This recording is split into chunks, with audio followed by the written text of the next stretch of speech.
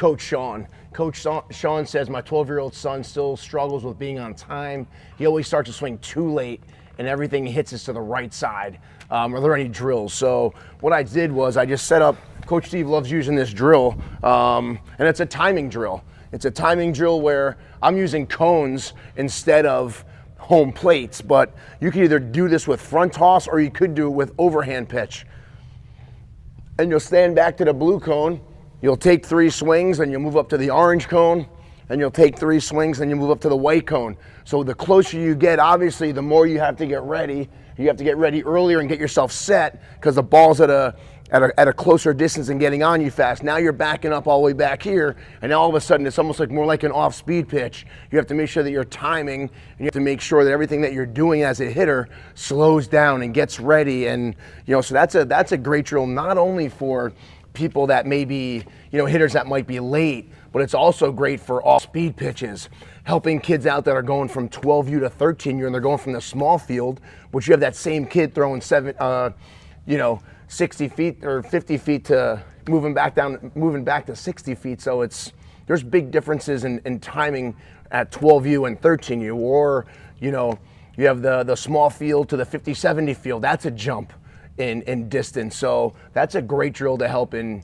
so many ways, so many things. You can also use that to help in preparation from maybe a rec game to a travel game or a tournament game.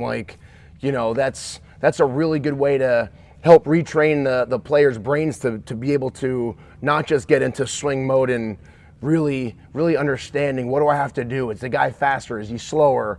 How am I going to work on my timing and work through that? So I think that drill will definitely help with off-speed pitches and stuff like that. Yeah, that's a great drill. And then during the game, I'll have 2 little stations set up in the dugout. I'll have one cone where that's the on-deck batter, and then I'll have another cone that's the batter that's in the hole. And those players' jobs are strictly just to time up the pitcher and to work on their rhythm and being nice and smooth. Because I think, and I'm sure you might agree with your son, I've never seen him swing, but usually when players are late, it's because they start late and they get rushed. And everything's just like, almost like rushing just to make contact as opposed to starting early, starting smooth. So one thing I also do with my players is I'll have them count out loud. They'll get to their batting stance, and as that pitcher starts moving, they say 1, 2, and they're swinging on 3. 1, 2, swinging on 3. And we have to repeat that against a guy throwing 80 miles an hour or against a guy throwing 54 miles an hour. And the big part of that is, when do you start your load? Because we want to repeat the same smooth rhythm every single swing. So sometimes you might start your load if the pitcher's throwing fast when he breaks his hands. If you're facing a pitcher that throws really slow, you might not start your load until that front foot hits the ground and the guy's getting ready to deliver the ball. It all depends on who you're facing, again, how far home plate is from the pitcher's mound.